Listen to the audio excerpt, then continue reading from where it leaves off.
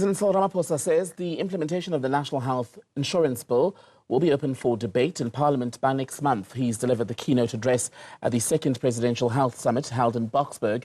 Dr. Stavros Nicolaou, Senior Group Executive at Aspen Pharma Group, is with us tonight to talk more about this. A very good evening to you, Stavros. Always good to have you on the channel. So, based on the interactions at the summit in the last few days, what do you assess as the most pressing health issues in South Africa currently?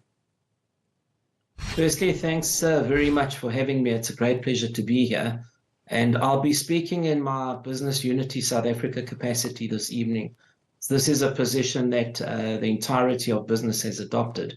I think firstly, we are pleased and welcome the fact that there was a presidential health summit. I think that demonstrates where healthcare fits as a priority in the country.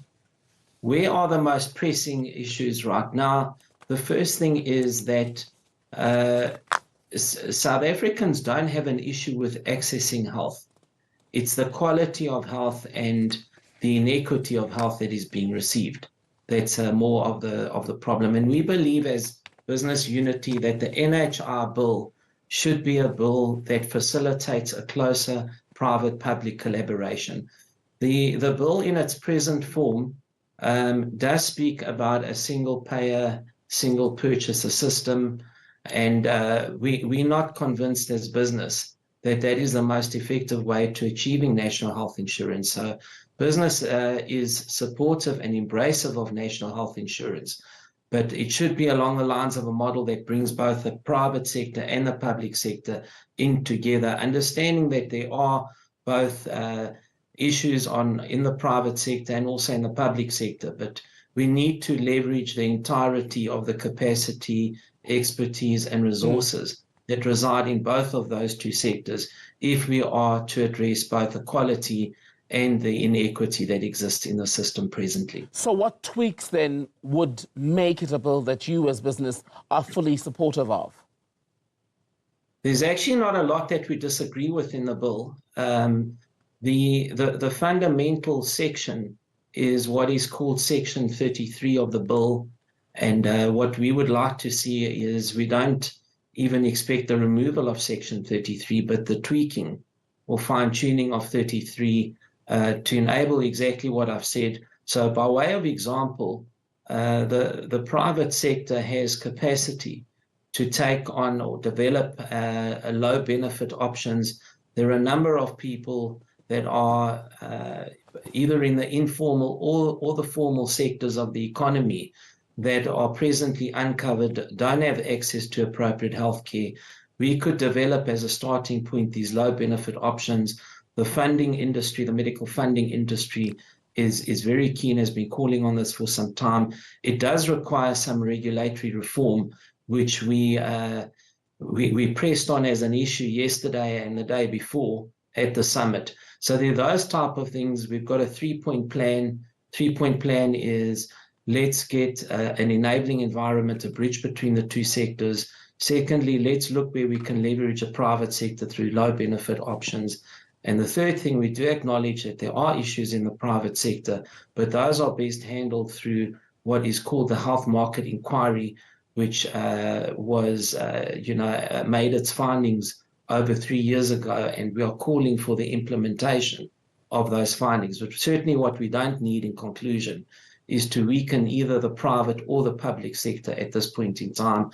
We need the strengths of both so we deliver appropriate healthcare to our citizens. Is there a sense then, based on your interactions at the summit this week, that government is willing to hear you out and perhaps make those tweaks?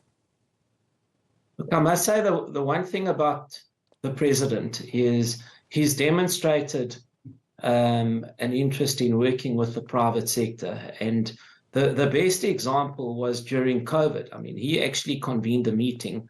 I remember it was on the 14th of March 2020, where he got the private sector and some of his cabinet ministers. And in that meeting, the Solidarity Fund was born. Business for South Africa was born. So he is a president that demonstrably, certainly in health, has looked to work together with the private sector. And I think we're going to be leaning quite strongly on the president, the presidency, the health minister, and the various other health officials to assist and enable this building of the bridge.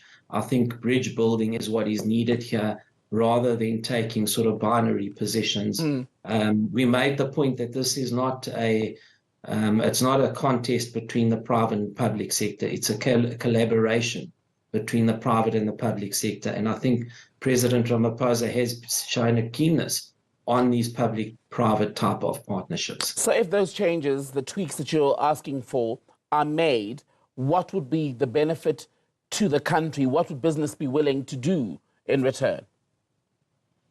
So I think, as I mentioned, the first thing is that what struck me yesterday at the summit was there wasn't a single MEC, health MEC that is.